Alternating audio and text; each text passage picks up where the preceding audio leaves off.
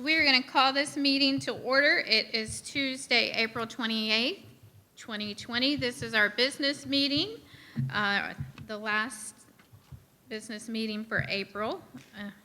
So at this time, I just want to remind individuals that as a result of the public health emergency that exists in the state of Florida arising out of the coronavirus, and in light of the guidelines established by the CDC for the protection of all members of the community, the school board is holding its meeting in a different format tonight.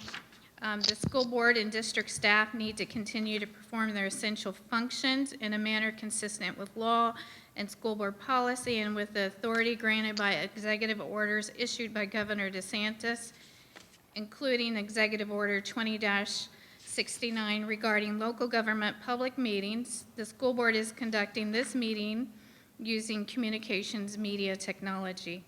2 members of the school board are present in the TEC room, and 3 members, Mrs. Barenborg, Mrs. Rosario, and Dr. Schiff, will be joining us via media technology. Mrs. Justice is present here with us tonight. All school board members can hear each other and hear comments made by Dr. Moore and staff.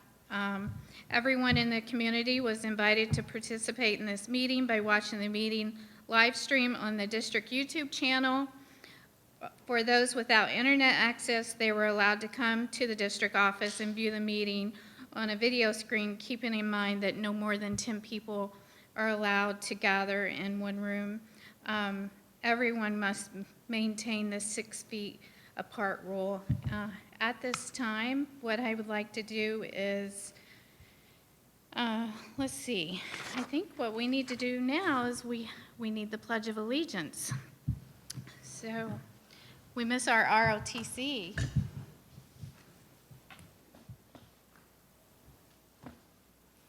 Dr. Moore, would you like to do the honors? I pledge allegiance to the flag of the United States of America and to the republic for which it stands, one nation, under God, indivisible, with liberty and justice for all. Thank you.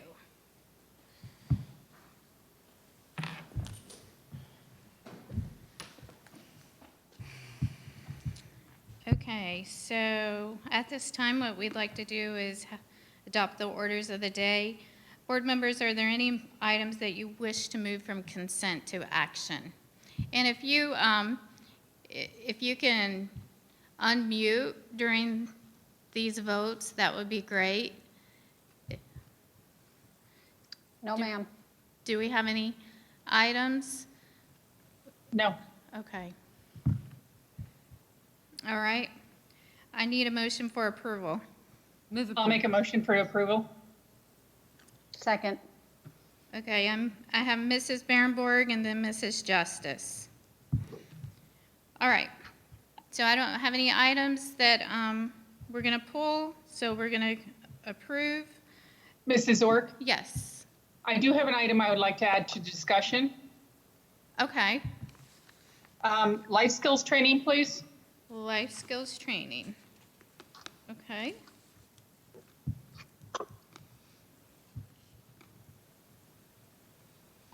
All right, I will put you in right after Mrs. Rosario, okay? Thank you. Thank you. All right. So with that, all in favor? Aye. Aye. Any opposed? 5-0. Okay, we're going to move on to presentations. I see we do have one on the schedule. Yes, we do. In that presentation, Ms. Maddox will be making that presentation, but we do have an individual who needs to enter the room.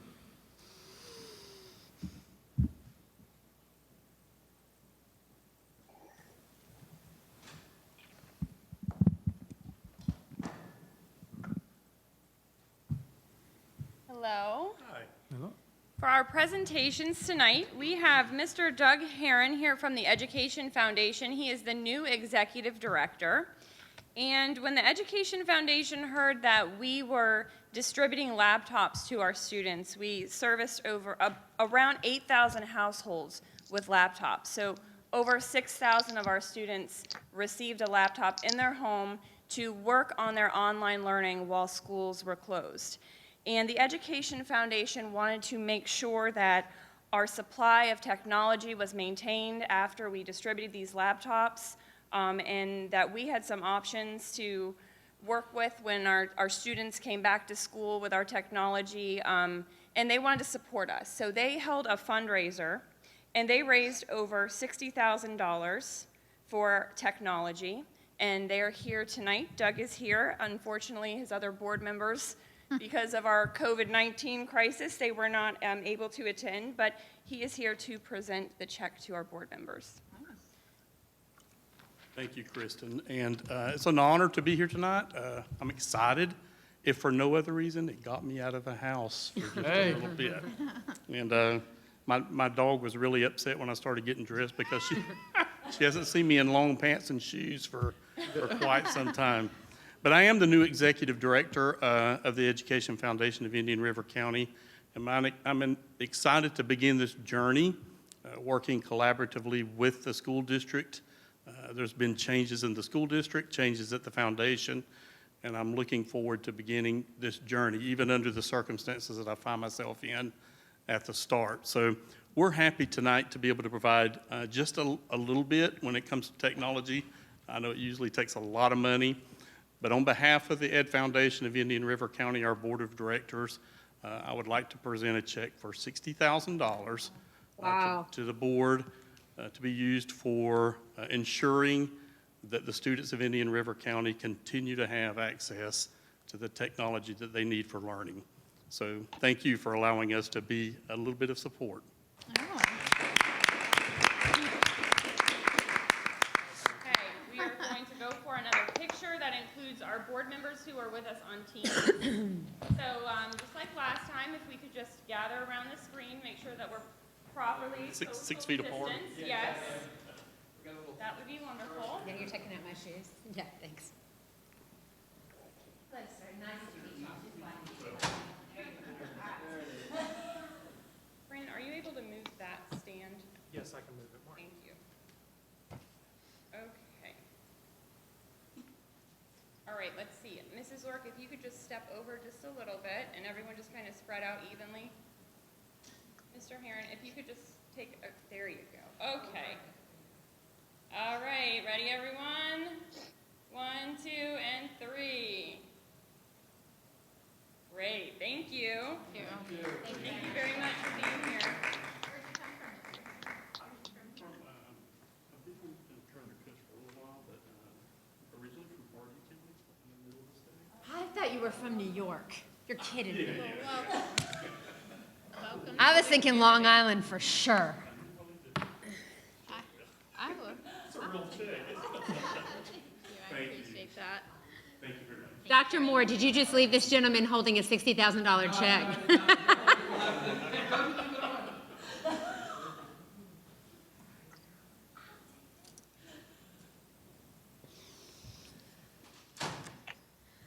That was a very nice presentation, and welcome to the community, and thank you to the Ed Foundation for all that you do for the kids here in our county. Absolutely. So we're going to move on to citizen input. Nancy has provided me with this little script that I must read, so bear with me. The public may give public comment by appearing in person. Such persons will be placed in areas outside the meeting room and invited into the meeting room at the appropriate time while maintaining the CDC requirements of social distancing, which is currently defined as not more than 10 individuals in a group and maintaining a distance of 6 feet between each individual. The public may also offer public comment by emailing comments to the following email address: citizeninput April 28 @indianriverschools.org. All emails must contain the name of the submitter. All emails received by 12 p.m. on April 28, 2020 will be provided to all school board members prior to the meeting and will be attached to the meeting minutes. The public is advised this email address will be used solely for the for obtaining public comments for the school board meeting and should not be used for other purposes or questions. And we did not receive any emails tonight. And I'm assuming the next meeting, if we have it in this format, it will be public or citizen input, the date, and then IndianRiverSchools.org. Yes, okay. I do have one individual that is here to speak. So, Mrs. Cannon, welcome. Good evening. Liz Cannon, IRCEA. I have always tried to maintain a level of decorum as president of IRCEA, but tonight I might get a little petty. I have a few "we told you so" moments to share. Dr. Moore, you get a pass tonight because all of these situations happened before you got here. In 2016, we were at impasse over one issue, health insurance. It was a different board then, but 2 of you were there. IRCEA told the board that a larger increase in board contribution was necessary to mitigate the 35% increase. The district claimed they could not afford such a contribution. Even though we showed significant evidence that you could, the board disregarded our proposal and did as Dr. Rendell asked. At the end of fiscal year 16-17, the general fund balance was twice what was initially budgeted, almost exactly what we predicted. We told you so. Fast forward to 2019, at impasse yet again. This time, 2 issues, performance pay and health insurance once again. We said that if you went with the district's performance pay proposal, there would be ramifications with payroll. You ignored us, but I think we all know how that turned out.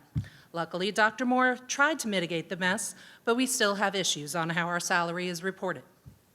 Our health insurance proposal was solid and explained the potential pitfalls of the district's plan, primarily causing more significant increases in health insurance premiums.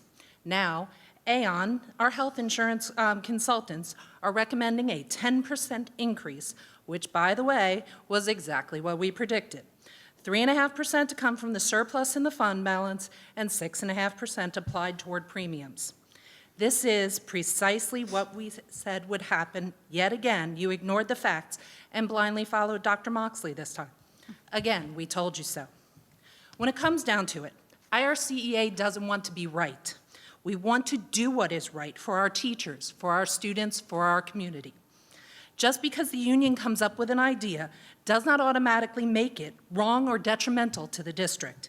In truth, if you had paid more attention to our health insurance proposal, most likely we would be seeing a much lower increase. While medical and prescription claims have increased over the last year, administrative fees are down by 2.5%, stop-loss fees are down by 9.1%, and prescription rebates are up by 39.4%. Stop-loss recoveries and EGWP subsidies have more than doubled. What this means is that our fixed costs have not increased to the level that Aon projected last year, as we told you they would not. We could very easily be looking at a 3% increase instead of 10%. So I'd like to make a suggestion to all of you that you most likely will not pay any attention to. I suggest you take a page from Dr. Moore. He has only been here 3 months, and he has figured out that it is worth listening to IRCEA, as we often have ideas that benefit the district, as well as being best by students and teachers. How much longer will it take before you realize it too? Thank you. Do you want to speak? Go ahead. Thank you, Madam Chair. Just reassurances to this board. We'll begin negotiations this week, engaging in conversation with unions to ensure that the impact of insurance for all of us comes at the most affordable and thought-out process. So we are engaging in the conversations as we enter into negotiations, looking forward to that process and bringing a resolution to you that ensures that we are getting the absolute best that we possibly can on behalf of all employees of the district. Okay. Thank you. All right. We are going to move on to our consent agenda. At this time, I need a motion for approval. I'll make a motion. Mrs. Barrenborg, Second.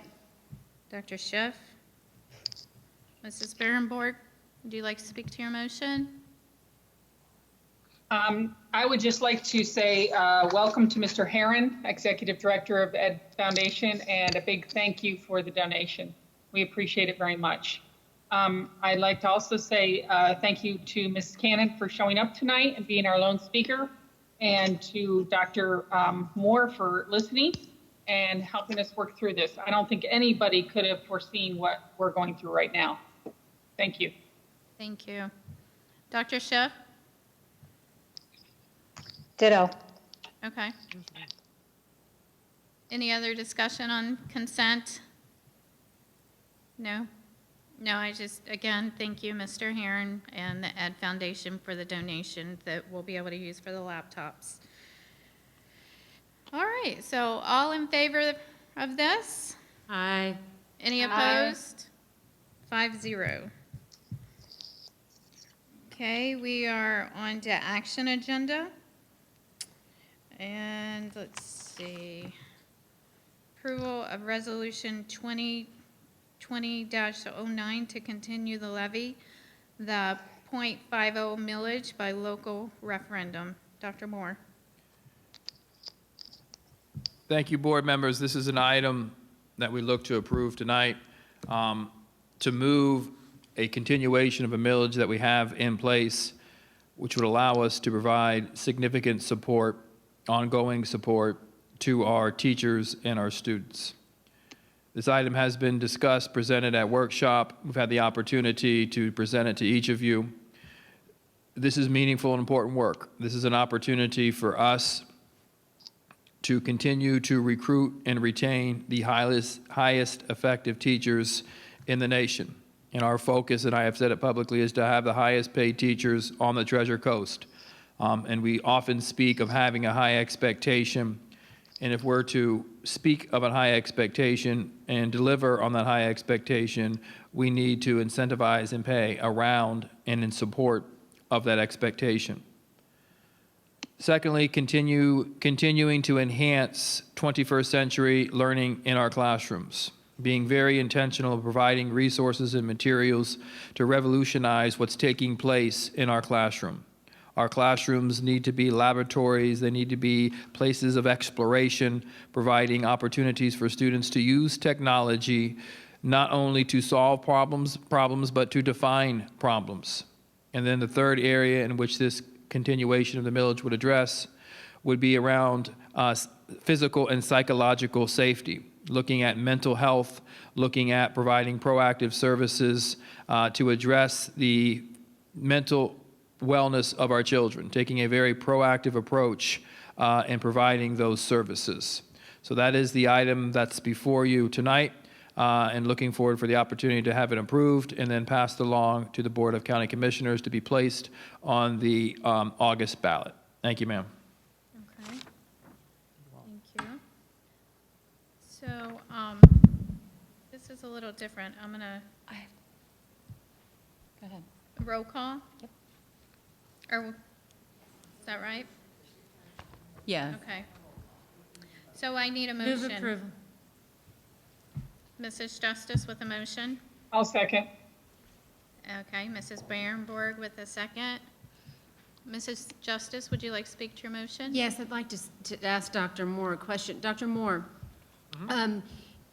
I read today or an email that the Children's Trust millage has chosen to no longer go forward to ask to be on the ballot for August or November in light of what has gone on with the coronavirus. And so I just wanted to give you, I know we've discussed a little bit, and just talk about if there's someone wondering, is the school district is still going out, why are they doing that? Should they not be doing that? Can you talk a little bit about that for us? Because as we move forward through this, your staff has been very clear in explaining the need, and perhaps you could articulate that. Absolutely. Thank you for the question.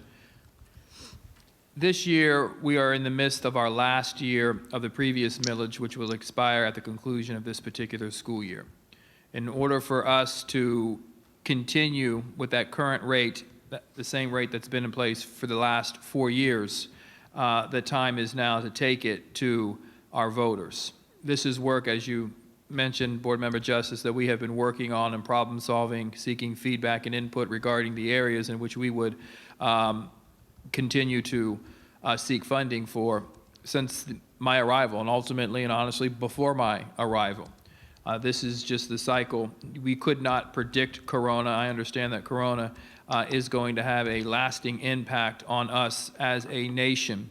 But ultimately, if in no other time in the history of teaching and learning have we found a value for teachers than the time that we're currently in the midst of. So this is our opportunity to continue this funding, which is a priority for us as a district to continue to build upon the momentum that we've established over the last several months in order to continue to grow. I have said, as it has been said by board members, we should be one of the top 5 performing school systems in this country, and we will ensure that we will be a great steward of this money, using it as it has been defined in order to make that happen for our students and for our families. Great. Mrs. Barrenborg. Yes, I'd like to say thank you for putting this together and changing the wording.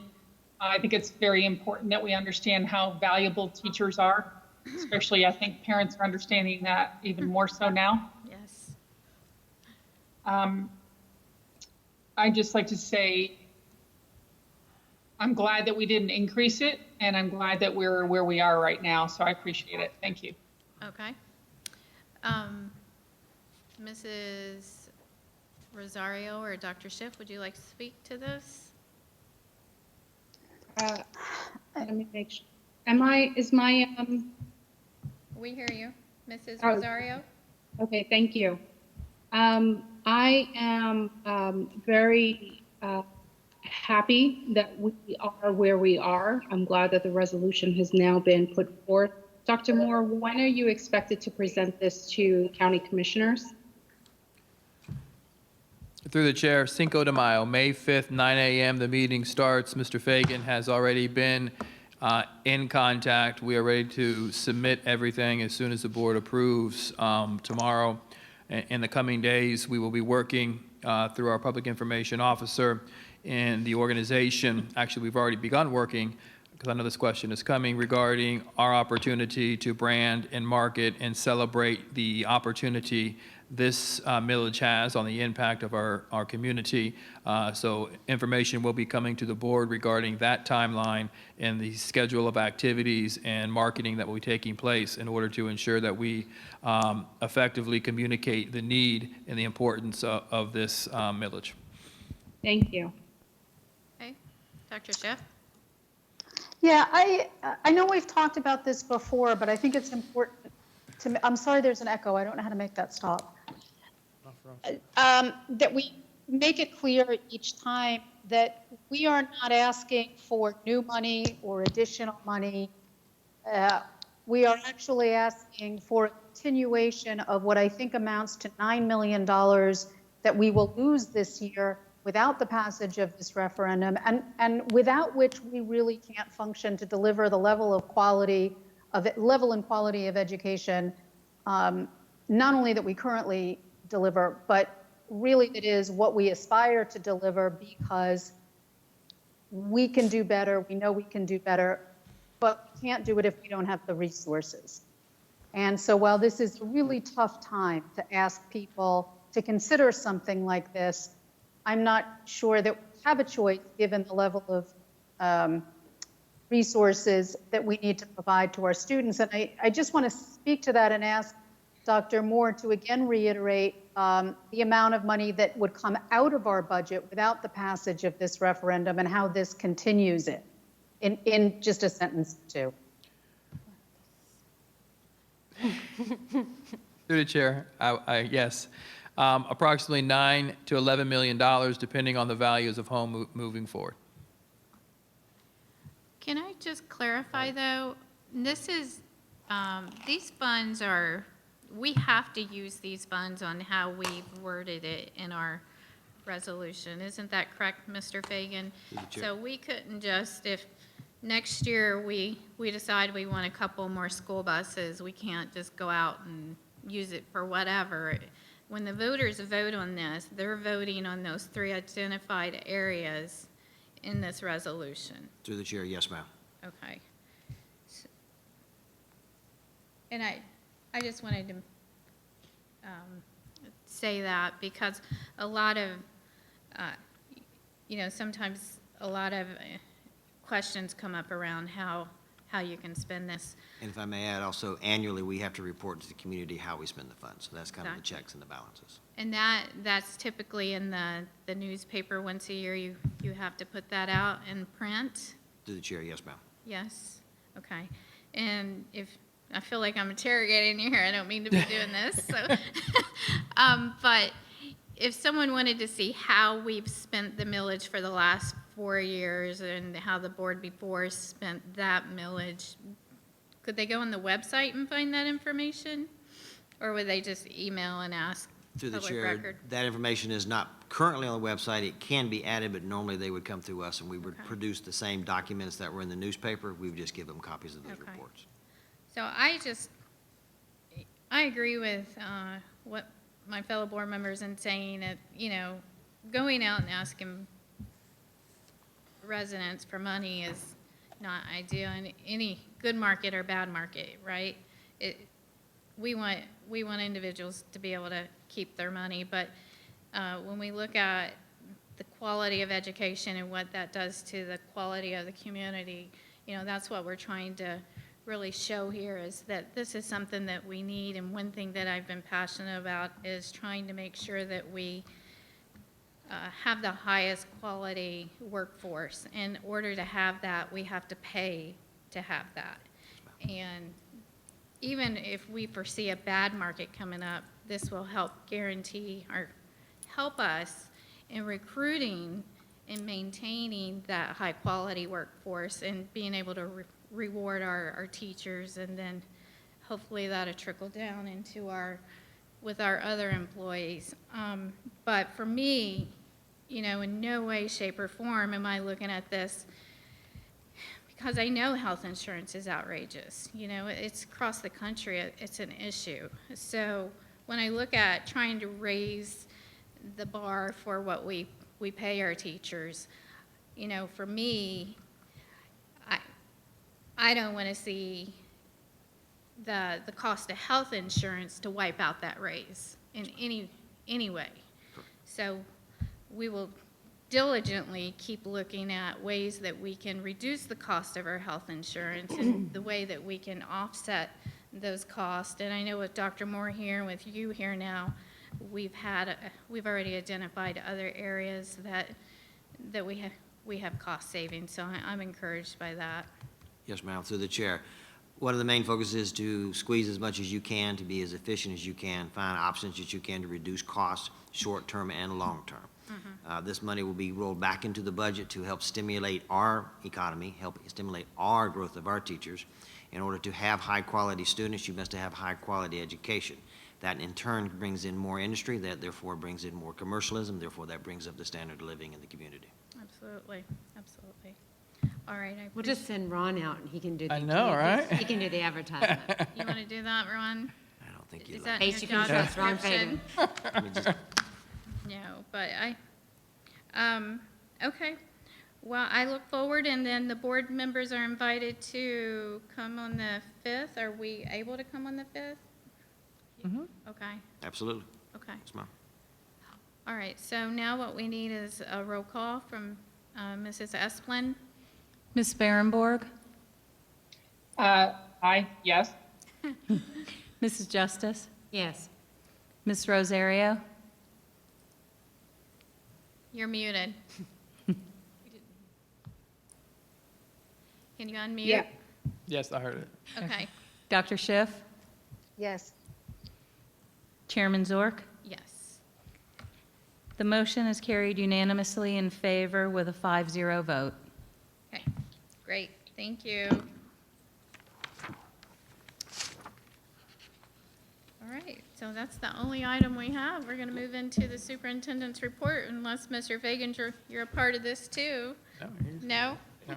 He's running out of the room. He's running. Through the chair, presentation this evening is just a quick update regarding our implementation of COVID-19, our instructional provision plan, where we currently are. Earlier, not this week, but the previous week, the governor did announce that we would be completing the school year under our virtual structure. This was something that we were planning for. This is something that we anticipated happening. But as it was decided and announced, it did kind of allow the wind to come out from beneath our wings. I think we all were holding out hope that we would have the opportunity to return to a traditional setting, even if it was for a week or two, to connect with our peers, our colleagues, to bring students back together.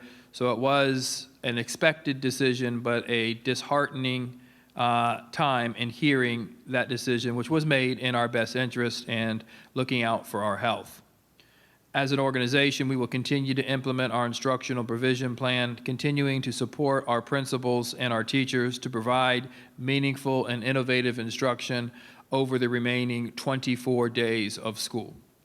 And as we do so, we will have an announcement from the governor this week, which will allow us to do some deeper planning. We have made a number of provisional plans regarding summer offerings, how frequent or how early they would begin or how late they would begin, the volume or the number of students that would be participating based on locations. Tiered return to school, the boot camps returning into the opening of schools. A lot of conversations taking place now where multiple paths are being taken regarding information that is yet to be available. In meeting with Dr. Schiff earlier in the week, she used a phrase that I've paraphrased and used probably 10 times regarding around certainty is no longer a thing within our reality. And as we do effective planning, you need a sense of certainty in order to make meaningful and effective decisions. And this reality, we're making decisions at the last minute based on the most meaningful and reliable information that's being released. So we continue to plan. We will continue to close the year. Our principals are working through opportunities for students under a controlled environment to return to schools, pick up their materials and their resources that they may have at the particular school, because they were, told Friday 13th at 4:30, 5:30 p.m. that they would not be returning to school. So their materials and their resources are still in the schools. So we are planning through that. We're working through laptops. We have over 6,000 laptops that have been pushed out to our students. We are working through a plan that will allow students who still need those laptops over the summer to continue to have them. And Doug Herron, his donation and his leadership tonight ensured when we are faced with the opportunity of returning a laptop that would remove technology from the home of a child, that donation will ensure that we don't have to be put in that situation, and we continue to allow that device or that technology to stay in the home by keeping the device that is currently there or replacing it with a device in which these funds, this donation, will allow us to purchase. So we are still doing a great deal of planning in order to ensure that we are ready for the return of school. We will be conducting summer development as scheduled. We will be conducting an instructional coach academy as scheduled, but it will be virtual. We have also assistant principal bench programs and principal bench programs. Those are preparation programs for future administrators. That interview process will take place virtually. And if we still have to kick off that training virtually, that is what we will continue to do. So a lot of information in the coming week will be shared regarding the next steps to close the school year, and more importantly, to continue the process of teaching and learning in the school district of Indian River County. Thank you. Thank you. All right. So we're going to go into our discussion. We have three items that were added. Mrs. Rosario, we're going to start with you. Let's see, graduation. Just just a question. Were you able to listen to the 9 o'clock this morning on Facebook Live in reference to the graduation? Yes. Okay, so go ahead. This item was put on the agenda, I think I requested it on Thursday evening, maybe Thursday afternoon, can't remember exactly what time. And I put it on there at a time when the final decision for graduation had not yet been had. There were still information at the time, the surveys, were still coming in from the community, I believe. So Dr. Moore had not, I think at the time, made that final decision what we want to do with the graduation. That's why I put it on the schedule, because in anticipation of us knowing what we were going to do, I thought it would be prudent of us to reserve this time for our board meeting to have a conversation as a board collectively and say, hey, what are your thoughts? Where should we go? This is where the district leadership is heading. This is, what the community wants and our seniors want, our principals. But in essence, right now, we really, as I'm concerned, need to further that conversation. Except if you all have something to say about it, I would like to offer this opportunity to Dr. Moore to, if you wouldn't mind, sparing a few more minutes during this and sharing with the community who has an opportunity to hear your live presentation and share a bit of the graduation.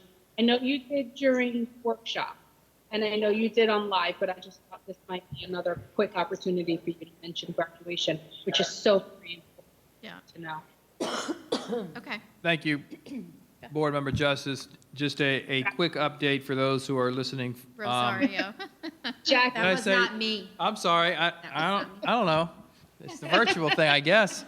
Board Member Rosario. I thought it was important as we were having problem-solving sessions with principals to ensure that we had the voice of students included. The decisions that we make as leadership ultimately have an impact on those and who we are charged to serve, in this particular case, seniors. It was clear that our June date was not going to allow us to have a traditional ceremony. All the pomp and circumstance, the walking of the stage. So we wanted to take the opportunity to provide feedback or get feedback from our seniors.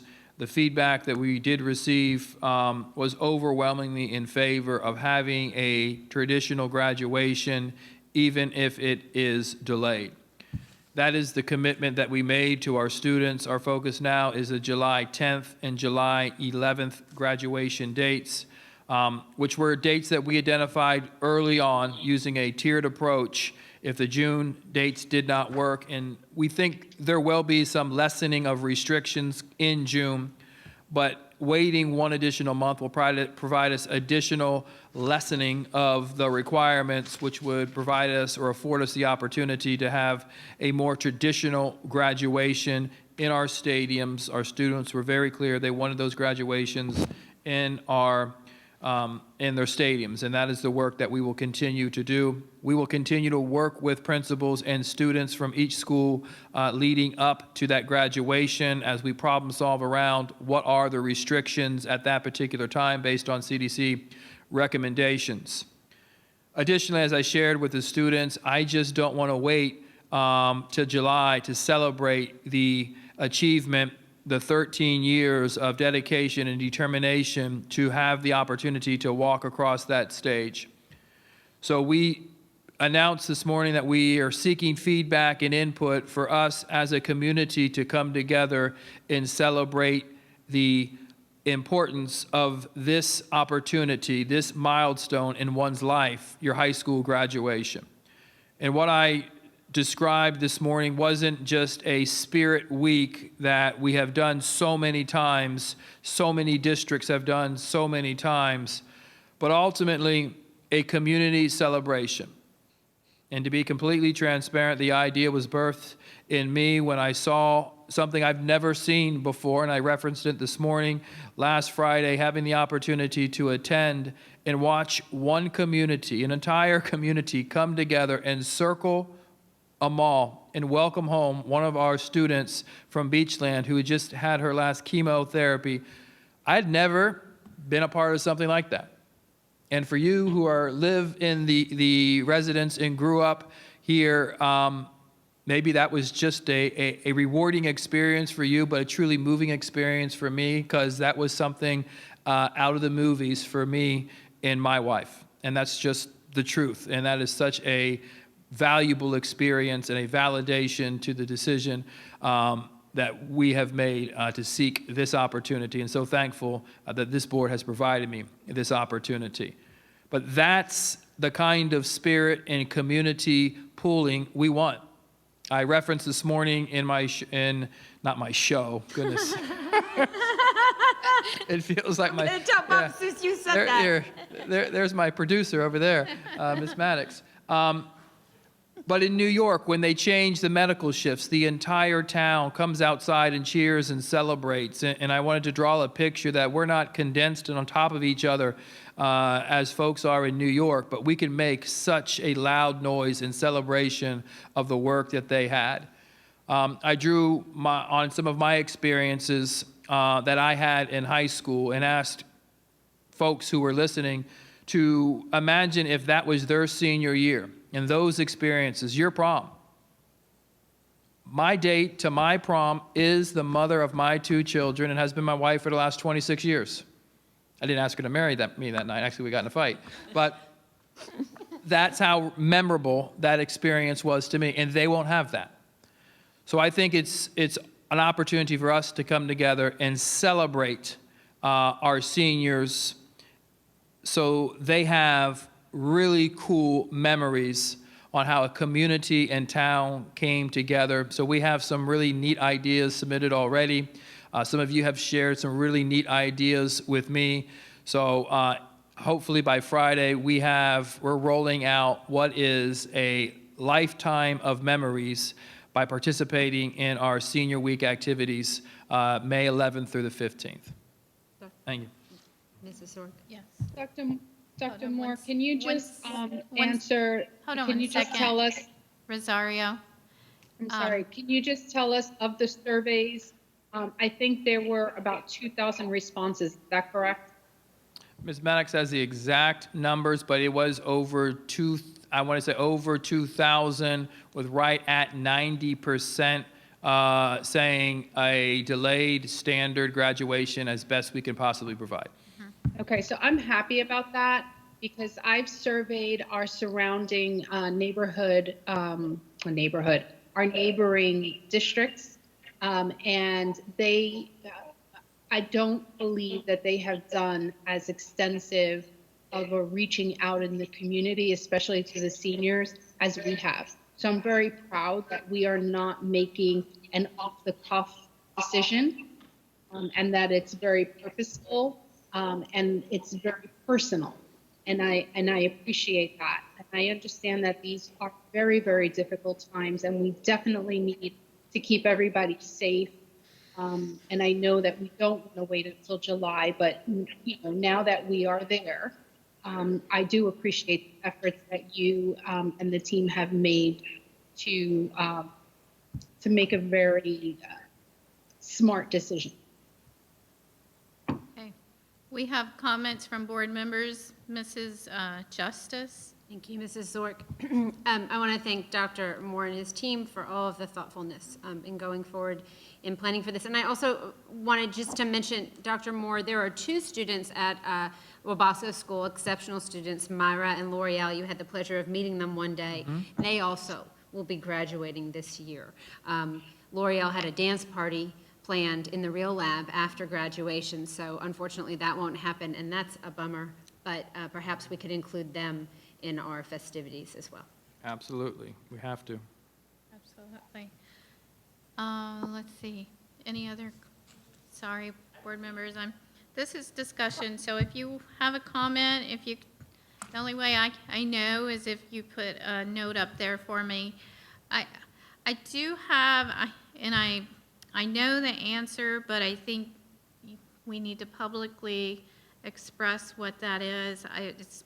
I've been asked about fifth grade graduation and eighth grade graduation. Dr. Moore, can you speak to that? Through the chair, some of our principals are scheduling the drive-by and say hi ceremonies. We are having one as a district based on a great leadership decision Mr. Faust had made at the mall. He has graciously allowed Ms. Maddox to invite and coordinate a day of celebration and us having opportunities for us to all to connect and say hello to our students. Based on the recommendations of CDC, those would be the only forms and structures in which those things would be happening at 5th grade and 8th grade. Do not want to downplay the importance of those opportunities, but at the same time, we as a community have been doing a very good job of minimizing positive cases of the coronavirus, and we want to continue to push through as hard as we can to get back to normal as quickly as we possibly can. Okay, thank you. All right, so no further discussion on that item. Let's move on to Mrs. Rosario had budget process and approval. Yes, thank you. Again, this is one of those items that I wanted to put on the agenda for us to discuss. I mean, not even at length, if not, or rather at the least for you all to consider bringing it back. I'm not even sure where you all feel on this, but Dr. Moore gave us a trim calendar, right? There are teachers on there. Mrs. Rosario, we're having a hard time hearing you. It's echoing really heavily. Do you have headsets? Can you hear me now? That's Better? better. You're frozen. Better? Wait, try it again. Yeah, that's good. We can see you. Yes, we can see you. Am I still echoing? Not as much, but it's very faint in your, Okay. So I think because one of my papers was actually near the mic, so maybe that's what it was. okay. So Dr. Moore gave us key dates for the trim calendar, beginning in June 9th. They're all during our regular board meetings with budget summary and when they're going to approve our budget. He and I talked about why we, or not why, what the previous board did, which I was actually a good, and that was the budget workshops. We have not yet had budget workshops. Dr. Moore said that he is going to put them on our calendar moving forward prior to these trim dates so that we are well informed. What we did last year, as we walked through that budget workshop, I can only tell you that it was very, very informative for me. Actually discussed each line item and where it was going, where it was coming from, all that good stuff with budget. And so I thought we could have a discussion for future. So I'm anticipating good workshops with Dr. Moore and Mr. Fagan. But in the future, do you all, are you considering, what I included as a backup is last year's budget summary of the workshop dates. It started April 23rd last year. I'm not even sure what the previous year, when the district started workshops then. But I just thought I wanted some feedback from you all. Is this something important to you, workshops before approving the budget? Is it something you all want to make as a priority for us as a board? I mean, one of our statutory requirements is budget, right? Is approving the final budget, understanding it. And in order for us to be able to hold the superintendent accountable and our CFO accountable, I think that we ought to be able to understand it as well. I may not be 100% fluent and articulate every single line and item. I defer all of that to Mr. Fagan for sure. But is it something you want to add to a policy? Or you want to add as a written procedure that by whom we should already be starting our workshops? How do you all feel about this? All right. I don't see any comments up here. But I do want to say that I'm still waiting on that calendar to see when we are having budget workshops. So that is something I was expecting and still waiting on. I know that we've been tied up with these other issues, but that is something that I'm still waiting on. I know that we did just get our trim calendar, and that's great to have that.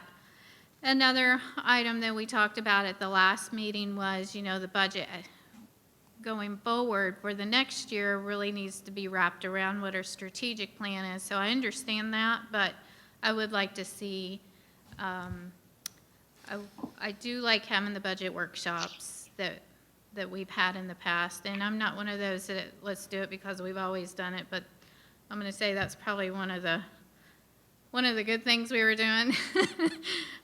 So I would like to continue to be transparent with that process. Mm-hmm. Any other comments on that? Yeah, I just had a quick comment.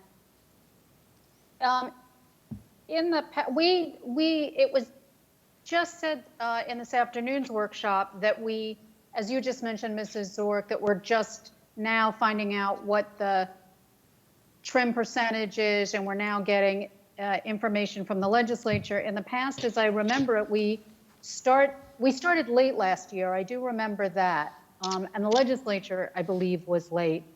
But to do this process, we have to have some idea of the amount of money we're working with. And until we know that amount, it's less productive for us to come together and talk about it. We can talk about priorities. We can talk about where we would like to see money go on the presumption that we have it. But what's different this year is we have no idea which end is up, because what we know is that things are getting cut in ways we didn't anticipate because of this crisis, and that the state is taking money away from public education, from, I'm going through this at my university.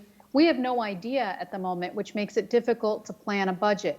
We can talk priorities, we can talk wish lists, and we can talk about how we may want a budget to align with a strategic plan that we're in the process of developing. But I think we've got several things working simultaneously here that we're aiming to look to bring parallel to one another.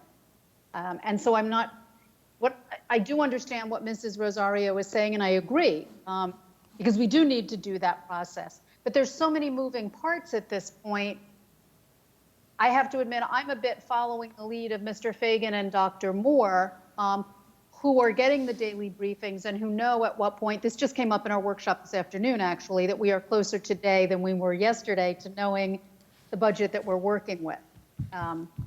So maybe, Dr. Moore, you can speak to that a little bit, or we can talk about how these pieces of the puzzle, the strategic plan, the budget, the legislature, all of that come together so that we can plan this process. Absolutely. I'll provide some initial comments, and then Mr. Fagan can fill in the gaps.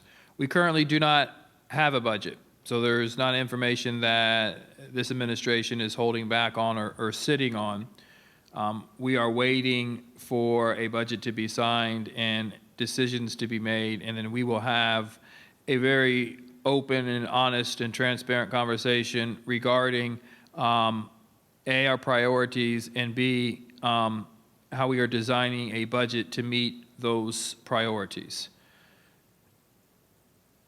If there wasn't a delay as a result of COVID-19 in the state of Florida providing us with a final budget, we would be well on the way. And I think the process and the work that I've done as your CEO from the time that I've been here will be stellar, and it will be transparent, and it will be providing you with all the information you need to feel comfortable to approve a budget. So I'm very comfortable in how I was trained to navigate this process. Extremely confident in the work that Mr. Fagan has done in his time in a similar district and the process he's used to navigate and lead that work.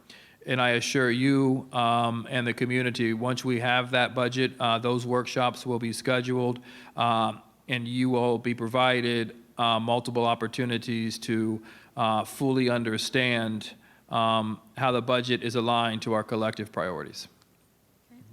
Did I? Mr. Fagan? No, ma'am. Thank you. The only thing I can say also is this is April. We did get the budget finished early, which is good, which is somewhat unusual. However, the districts, all districts still have to go a process of evaluating where you are on the division level, where you are on the school level, what are the board's priorities, what are the superintendent's initiatives, and putting those together in a package as a very rough draft to figure out where you are. We're not ready for prime time yet. We're still in the trenches. We're still trying to build those budgets and make them cohesive to present them to the superintendent so he fully understands where the funds are going. What are the new initiatives? Where are we? We're not there yet. We're still at the early infinite stages of this. Then we've got the issue of, well, we think we're going to get 4.5. We might not. So now I got to have a contingency plan. Do we tap into fund balance? What's my ending fund balance going to be? Are there going to be any cuts this year? Current information says no, so we should be okay. So it's part of a process of building various scenarios so at least we can answer a response to a question. If someone says, well, what about this? Then we have a backup plan. Okay, we have a couple comments from board members. Can you write your comments? I have to go in order, Mrs. Rosario. Mrs. Barrenborg, and then is it Mrs. Justice? Okay, sorry. Yeah, I had typed comment before Dr. Schiff spoke, and I want to reiterate what she said that was important is we don't know yet what we're dealing with as far as finances. And, you know, you can speculate, and I appreciate everything that you guys are doing to try to do that.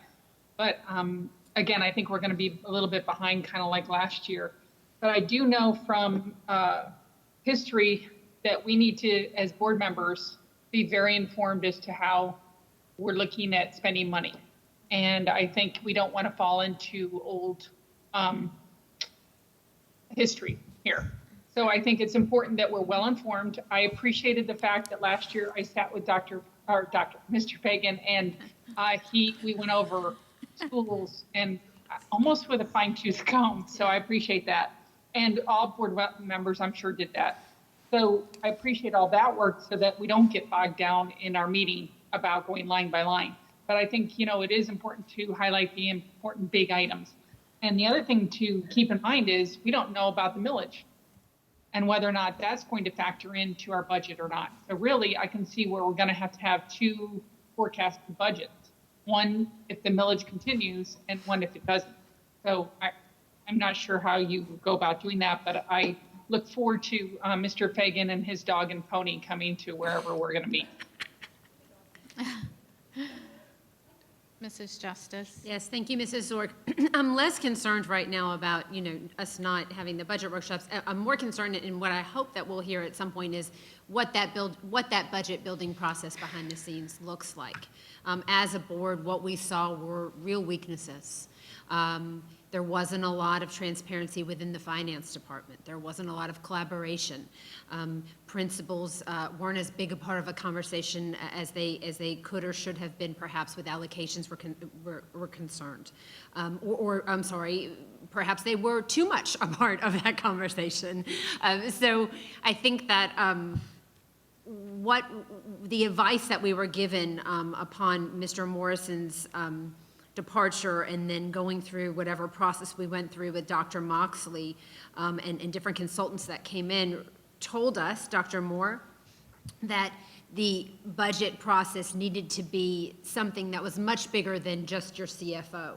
And so as we go through this process, I think just for perhaps my own sense of security and perhaps this community's sense of security, understanding that you know, the processes have been put in place to build a budget that truly represents not only our values, but our true needs, collaboratively is happening. Because that, I think, was really where some of the pitfalls had come into play before.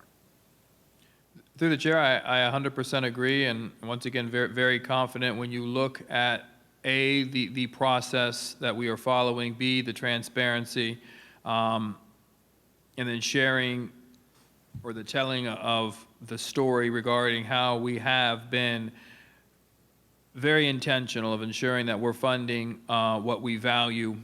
We are providing a children's first budget that provides quality support and services to provide principals with the tools that they need in order to be successful.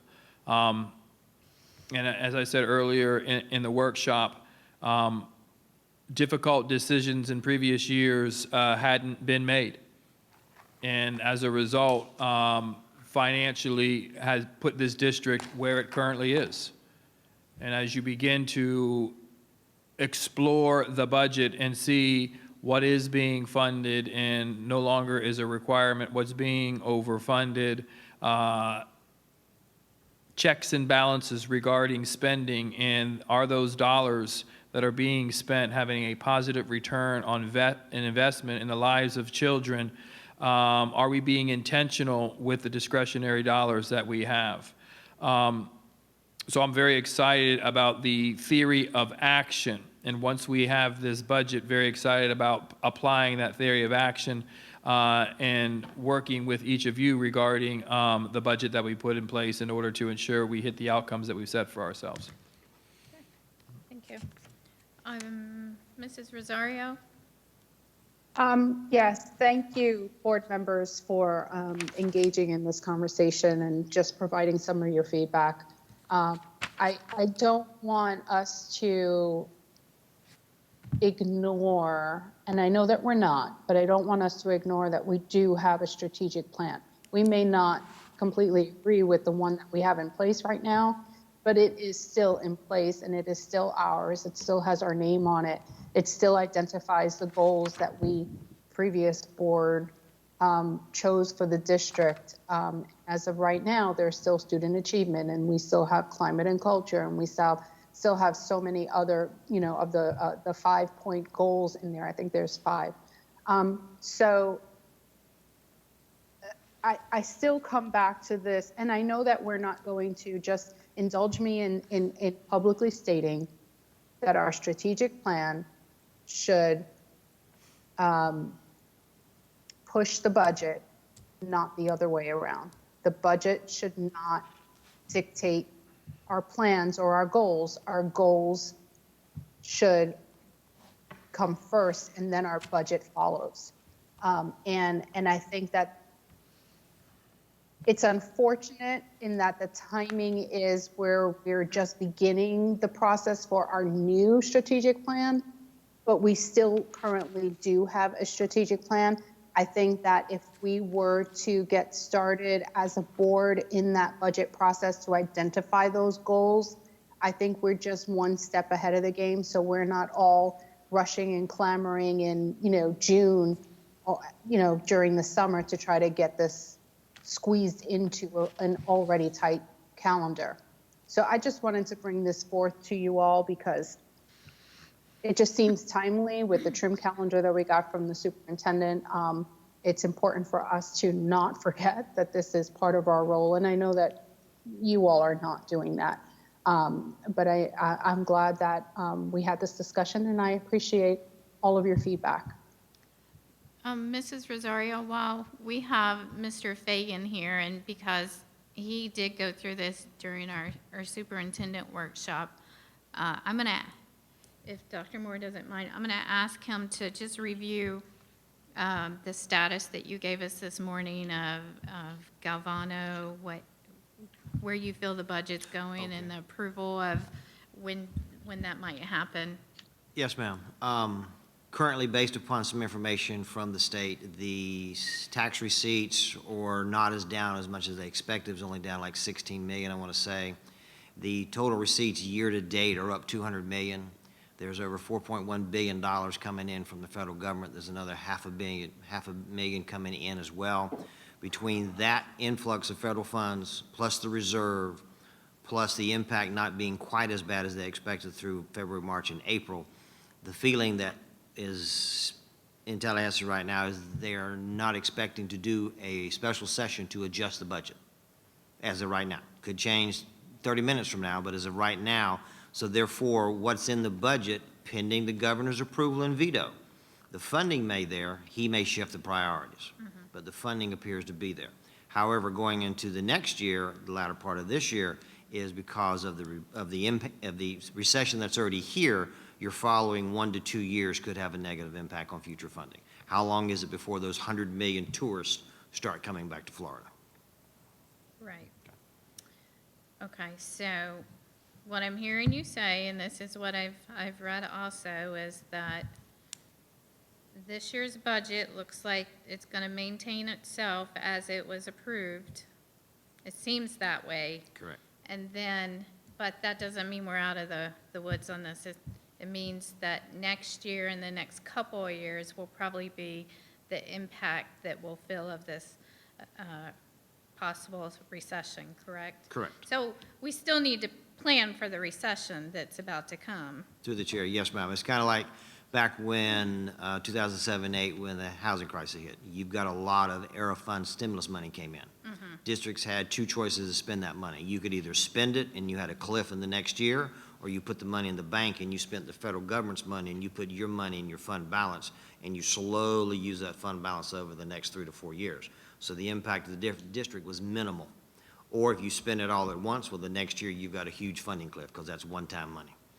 So with the millage that we have that's expiring, what is the end date on that fund? We'll, through the chair, we get that money through the end of next year, End of 2021. It expires in 2021. 2021, okay. All right. And if I may also add to Mrs. Justice, absolutely, this will not be a CFO's budget. I don't budget that way. This is not my money. If it's CNI money, it belongs to Mr. Meyer. If it's technology money, it belongs kind of sort of me because I'm over technology. But it is a group process. Everybody's in the room. Nobody will ever sit at the table and say, I don't know where that number came from. How we come up with calculations, everybody's involved. Almost to the point they don't want to see me no more because I'm mandating meetings. We're going to go through this again because I either heard something wasn't right or it doesn't look right. Everyone will know the budget inside and out. Thank you, Mr. Fagan. I take great confidence in your words. Thank you, ma'am. So when do we think they'll finalize this? Any word? No, ma'am. To the chair, no, ma'am. You think that's coming up To the chair. this week, Dr. Moore? I don't know if it would be this week, but I would anticipate in a 2-week window would be still a little optimistic, but based on the information Mr. Fagan shared today, maybe I'm a little bit more optimistic. To the chair, my understanding that it is still not on the governor's desk yet. Okay. But all other municipalities and government entities are waiting, just like we are, for the approval of this. So I'm sure he knows how. Well, I think Mr. DeSantis Urgent. is in the White House. He's in the Oval Office right now, so Yeah, he's he's got So- other things going on. So I'm sure this is top priority. Yes. I'm expecting something next week. Yes, But that's just my best guesstimate. So, all right. Is that it, Mrs. Rosario? I think so.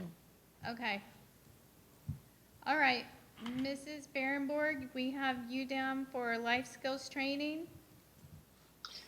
Yes, I wanted to bring up the fact that Carrie Maynard Lester, who's Executive Director of Substance Awareness Center, sent us an email this week, all the board members and Dr. Moore, concerned about the life skills training course.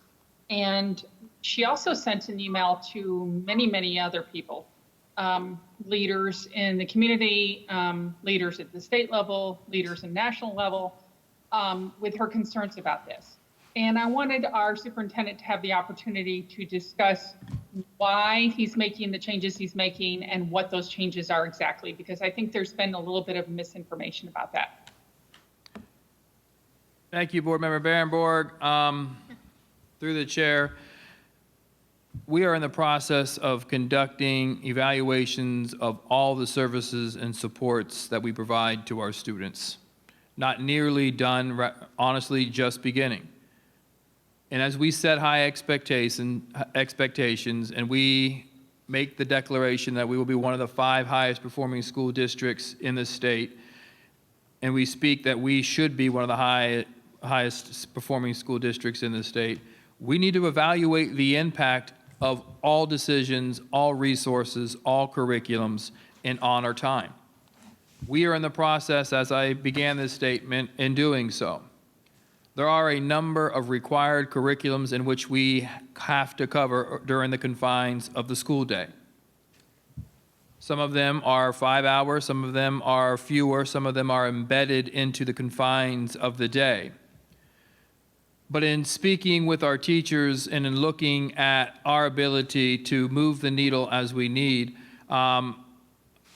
we see an opportunity to shift the number of hours that this resource is being implemented within our schools from 15 to the initial conversation of 5. And I charged my staff to begin that conversation with this organization. And from that, we receive emails that it is being eliminated. Not the conversation I had, matter of fact, until I saw the email that was sent to a number of people, hadn't had a conversation. But yet, emails was sent asking individuals to email me. So I assure you, any ask that I put on teachers to walk away from instructional time is going to be valuable, standards-lined instruction that is being done in a way to inspire students to think, inspire students to learn, empower them with the skills and the knowledge. I did have a conversation after I received that email that was sent because, quite honestly, I wanted to share how I felt. And I was very open and transparent with how I felt. And that is not how I do business. It was the conversation that I had. And if you want to speak through the value of a curriculum or content, that's a conversation that we need to have. So I did have that conversation, and we will continue to look and explore. But at no point did I ever say that I'm eliminating the program. But let me say clearly, if it wasn't of value to students and it was severely misaligned to the standards, I wouldn't be able to look teachers in the face and say, I need for you to sit to the side while we cover this curriculum because it's important to some people, but not best by children. I have no problems, as I said earlier, making that decision and standing by that decision. But I didn't make that decision. I simply said, work with the organization, look at a tiered approach, and then the next action I see are those particular emails. So this goes back to the conversation I had earlier today that, there are difficult, hard decisions that need to be made in the best interest of children. And I assure you, I assure this community, we will honor teachers, we will honor instructional time, we will be one of the highest performing school districts in this state, and we will be together and make decisions on what we expose our students to, while ensuring we're providing the highest level of support and service to them. So I look forward to, quite honestly, a solution here. I think Ms. Dampier fully understands and has a good plan. In my conversation with Ms. Lester, following my being made aware of the email that she sent, although it didn't start well, it ended well. So I would stand by. We'll have additional information regarding the use and the amount of time of the program in the coming days. But that was my commitment that we would continue to work with her. Ms. Dampier is following up, and we will have a solution that is absolutely best by children and honoring our teachers and protecting the time that they have to be the teachers that we have charged them to be. Thank you. I want to continue that since it's my item. Okay. Having been a teacher in the classroom and administrator, I know that lots of different companies, lots of different supports are out there to help. and they mean well, and they want to help. And I think Substance Abuse Council does some wonderful things. But I also know that we are tasked with trying to do all the standards we have to do in a minimal amount of time to do it. And I think that's where the pushback is some people don't understand that you have to make some things priorities over others because of the amount of minutes in the day. So I don't think it's we want to do away with something or we want to poo-poo something. I think it's more of a, like you're saying, be best by kids. Let's look at the curriculum and the instruction that we have in front of us. Let's make sure that we're covering the standards we have to cover. And let's make sure we're still giving the kids the social needs and supports that they need. But when I see emails that I saw today, it really was disheartening. And I think that's not the best way to handle something when you're frustrated. I think it's better to work with the school district and try to resolve the problem. And I just want to make sure that that was brought to light. Thank you. And through the chair, I'm not making judgment or evaluation on the program or the content or the curriculum, just honoring the amount of time and problem solving on how the implementation should be delivered. And we will continue to have these conversations. Ms. Dampier was charged to determine where all of these external resources are, and charged to do it to ensure equity. And what we are finding is we have resources, contents, programming in schools that were authorized and maybe absolutely wonderful programs and wonderful initiatives, but being offered in one school where it would be more impactful to be in maybe 2 schools or 3 schools or another school. So it is our obligation as to be not only good fiscal stewards of money, but to be responsible to the resources that are out there. And I think it was, I don't recall which board member, I think it was you, Ms. Barenborg, speaking about a grant writer. And there are multiple opportunities for us to enhance the services that we support to our students. And these outside organizations who are doing some great work are receiving funding for this. And we want to provide those services, but we want to ensure that they're being equitably provided and being done so in a way where we're not hurting students and frustrating teachers by minimizing instructional time. So there's dialogue and conversation to be had. In some cases, yes, difficult decisions to be made regarding, we've conducted the impact review of this program. We've sought feedback from teachers in classrooms, from administrators who were there, and we made a very, very informed decision. And if you recall, impact reviews were something I spoke about in my interview process that we would conduct. It is something I stood in front of MCAM and said that we provide access to our students, and we will ensure that that access and that time that we're giving to our students is in their best interest. So this is just meaningful work that we are just now initiating and looking forward to maximizing those resources that are out there to be best by our students. Perfect.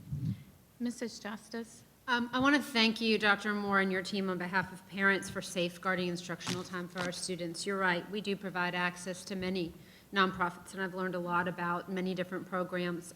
This isn't a comment on one program over another, but it's a privilege to be able to work with the school districts of Indian River County, and it means you've been vetted and your program's been vetted, and it's now up to the standards of excellence that we expect here. And I think that expectation is exciting as a school board member and as a parent, so thank you very much. Thank you. Absolutely. All right.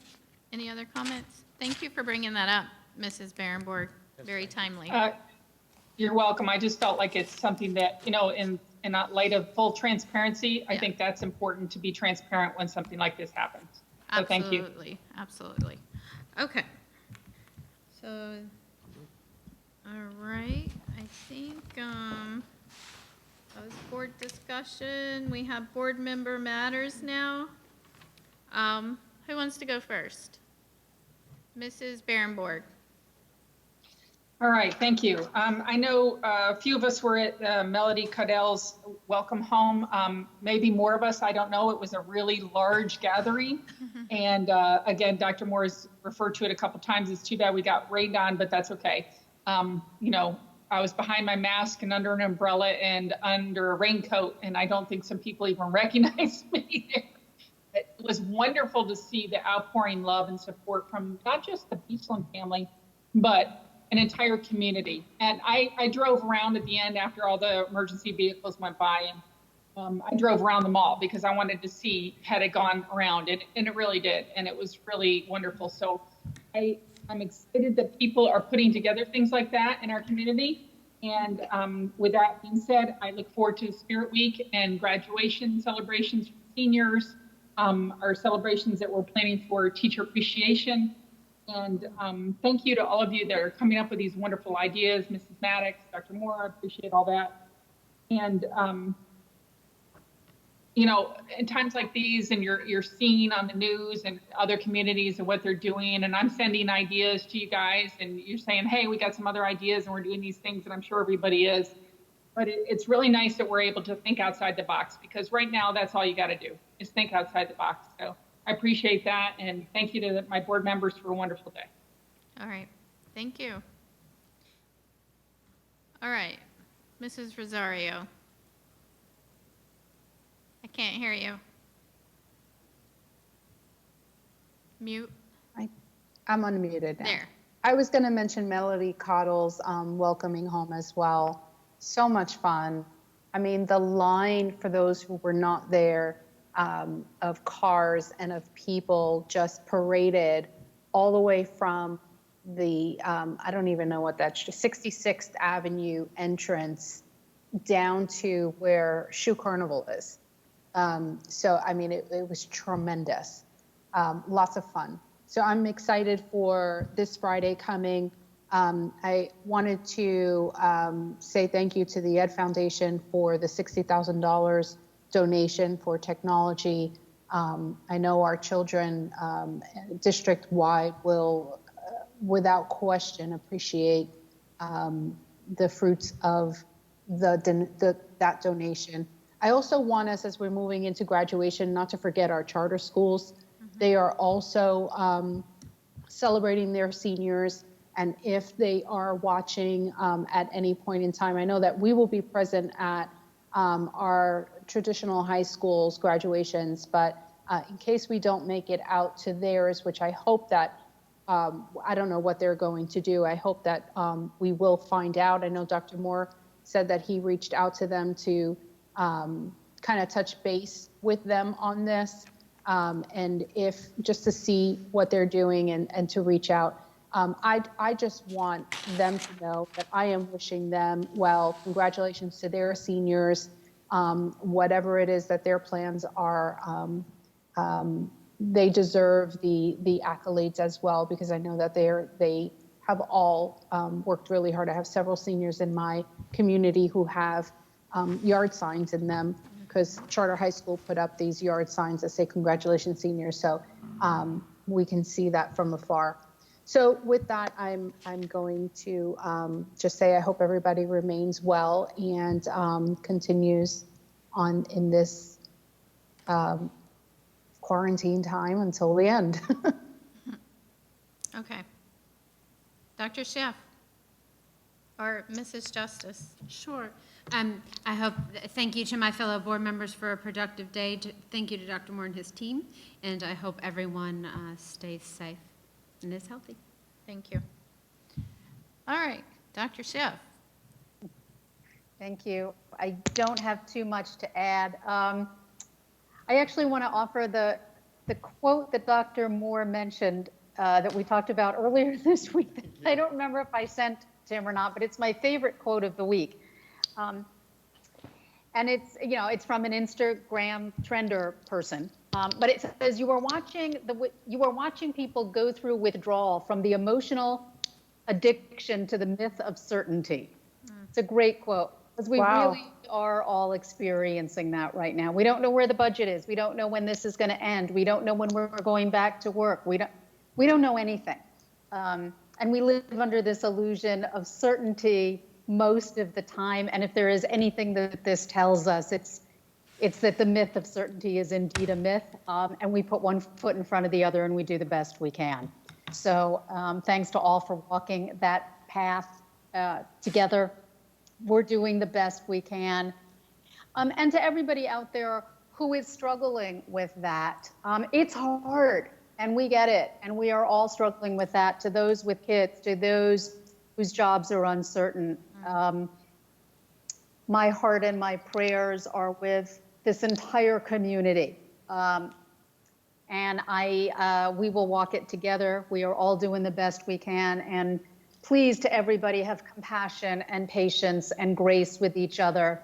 Fear and trepidation comes out in many different ways for many different people. And it's easy to let our tempers get the best of us. I know it happens to me too, especially around the teenager that lives in my home. But we're all just doing the best we can. And let's just have as much grace as we can about that.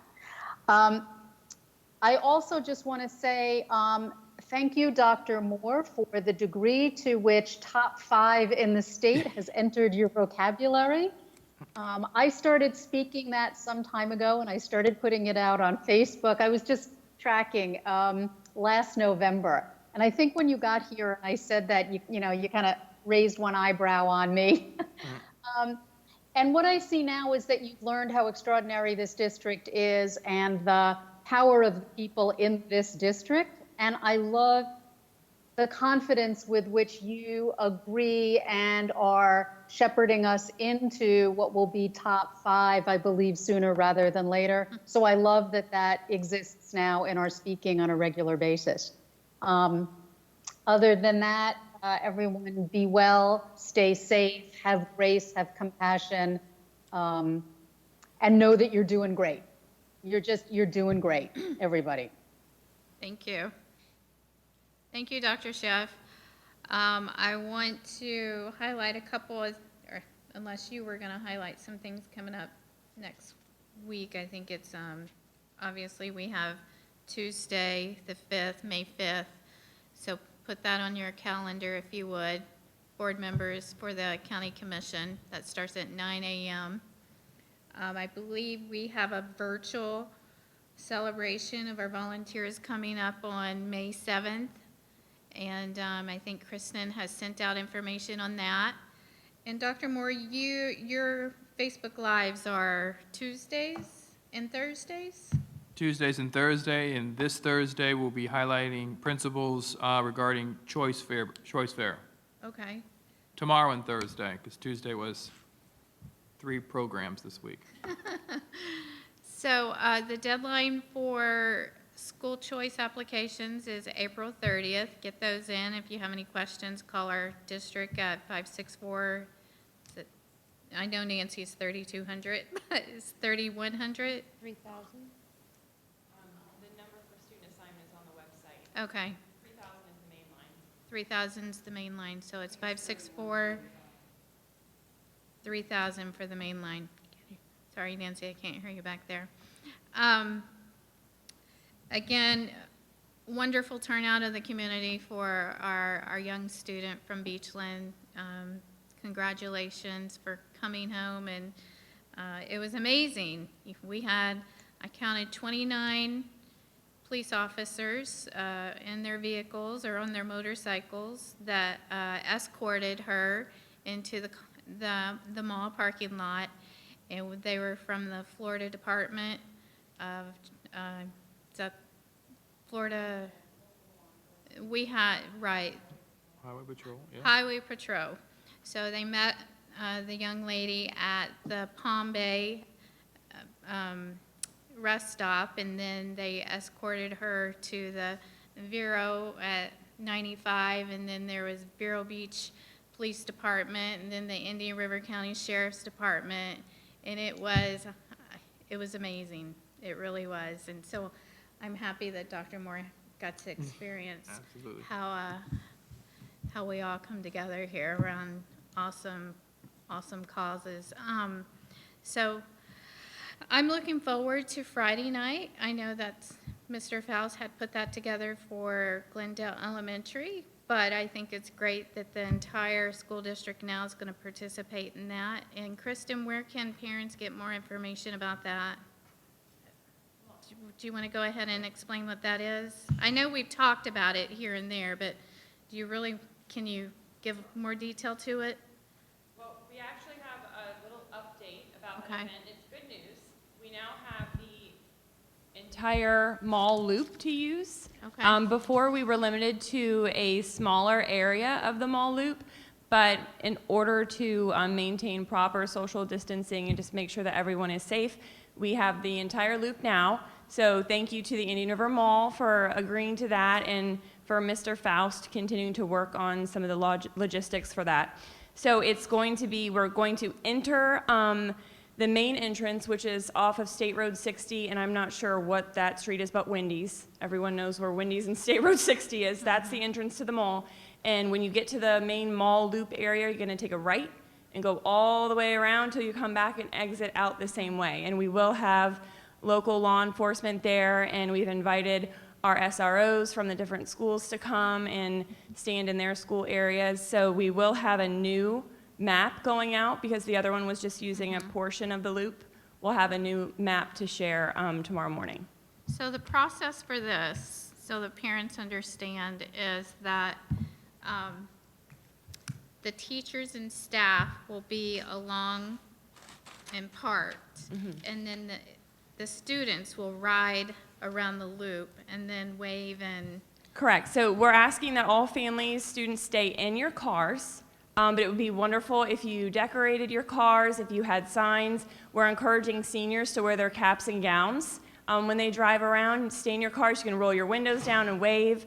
All of the schools, and we have a special spot for our district staff as well, to be lined up and spaced out all the way around the inside curb of the mall loop.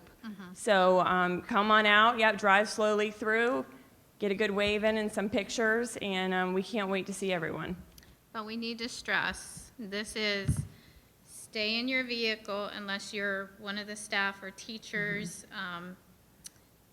It's not for families to park and Correct. get out and Right. walk. Pictures from your car only. The person Right. who's not driving, that Right. would be preferred. And just stay in your vehicles, and it's just, a nice slow parade around the mall. Like I said, we will have law enforcement there helping us out, making sure everyone remains in their vehicles. And we are practicing our health standards by keeping our masks, and we're social distancing, so everyone's being very safe. Thank you, I appreciate that. No problem. Sounds like fun, huh? You're going to have a good time. All right. Dr. Moore, your Columbine, closing? just want to share appreciation and praise for my team and the principals and our teachers. Very difficult time, but a willingness to go above and beyond to be in the service of children. So just want to acknowledge the hard work that they are doing, the praise and acknowledgement that you give me. Although I appreciate it, ultimately would not be receiving if it wasn't for their hard work and their effort and their dedication to children. So I just want to thank my team, our principals, our teachers, and the dog barking in the background. Okay. All right. Nothing else? All right, we're gonna, we good? Okay. 7:33.